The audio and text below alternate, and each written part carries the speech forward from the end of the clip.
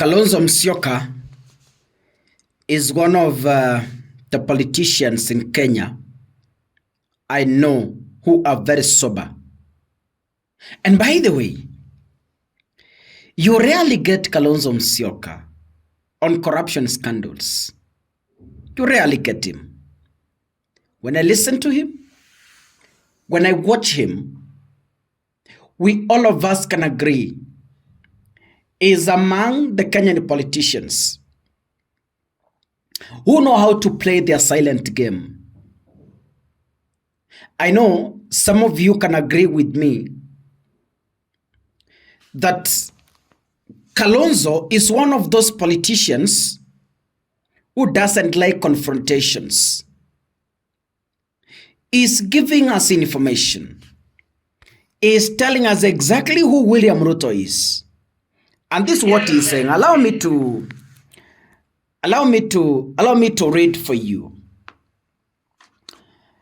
Kalonzo says that this regime should know that amassing proceeds of corruption, killings, and intimidating our Gen Z, bribing voters, unleashing police and hired goons to interfere with the electoral process does not make them any stronger. It only exposes their fear. It shows a government that has lost the confidence of its own citizens and now survives through force rather than legitimacy. But the history has never been kind to those who try to silence a rising generation. We are resilient people. We are a hopeful people. We refuse to give in to fear. And when a nation rises together with clarity and determination, there is no forces that can stop it. Kalonzo Musyoka is boldly speaking this. It's a bombshell to the Kenya Kwanza regime that William Ruto once said, a leader who uses the criminal justice system lacks ideas, lacks an agenda, and lacks ways to transform this country. That is exactly what he told us in the year 2021 when he was the deputy president. Manuel Majatu, can we listen to Kalonzo Musyoka first? So we are so happy they brought out their very worst in this region by elections. We now know their game plan. There are no other games to play. And this country cannot be like any other country. Our brother, a senior brother, governor, professor, because Professor said the students are telling him they don't want Kenya to be like Tanzania. Kenya will always be Kenya because our young people have inspired a progressive revolution, not even in the continent, but the world over. And they've been watching. And you cannot steal for them. They're still very angry at Bishop. You need to own them because they even had issues about the church on corruption. When a president comes and says, I'm giving you 120 million shillings, and we know his salary is just about 2 million, obvious, disproportionate misuse of power, state power. That's what Munyao would never have done. And let nobody deceive you, fellow Kenyans, until you can divide the opposition. The elements and the commitment and even the ideological positioning of who we are in opposition cannot be broken. Kalonzo says this regime has shown us exactly who they are. They have revealed their true game plan in the recent by-elections. The one in Mbeere North and the one in Malava and even another one in Narok.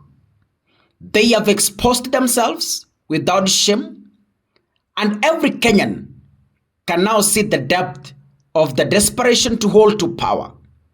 There is no veil left. We understand their tactics with absolute clarity, and we are prepared to defend the will of the people with unity and resolve.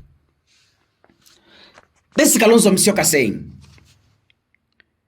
I remember several times Ruto telling Uhuru Kenyatta, Fred Matiang'i, and George Kinoti. I remember him telling them power is transient, power is temporal, which is true. I remember when he was tear-gassed at Kenol at a church service, Ruto boldly spoke and said that katika dunia hii na Kenya kwa jumla, shetani amemea pembe hadi anarusha tear gas ndani ya kanisa. Ya, shetani amemea pembe hadi anarusha tear gas ndani ya kanisa. Yeah? And he continued to say, any leader who uses EACC, hapo ni wakati Rigiji alikuwa ameshikwa na skando ya 200 million. Mnakumbuka hiyo? Alikuja akajirudishia after amekuwa deputy president. Ruto said, a leader who uses EACC to intimidate and scare critics has no policies to sell to the people of the Republic of Kenya.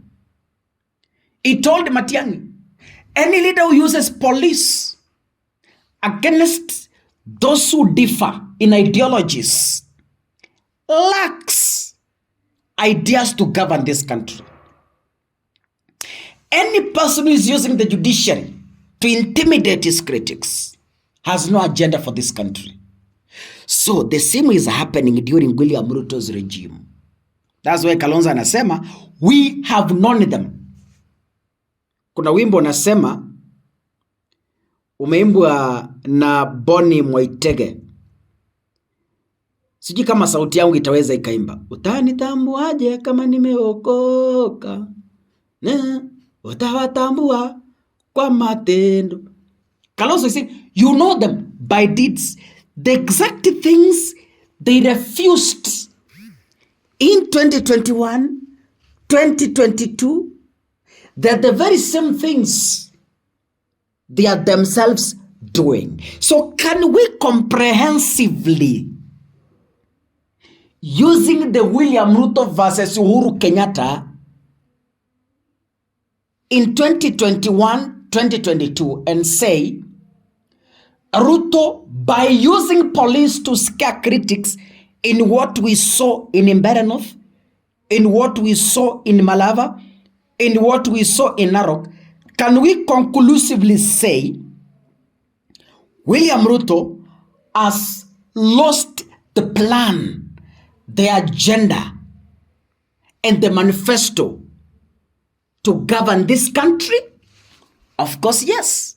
Because he once told us, mukiona kiongozi ameanza kutumia polisi, mukiona kiongozi ameanza kutumia tear gas, mjue huyo amepoteza network. So can we say Ruto amepoteza network? But siniye alisema. Is the one who told us. So can his speech be a case study in 2025 as we criticize his regime because he's currently the CIC, the commander-in-chief himself? If you're watching this, make sure you click the subscribe button and remember to turn on the notification bell.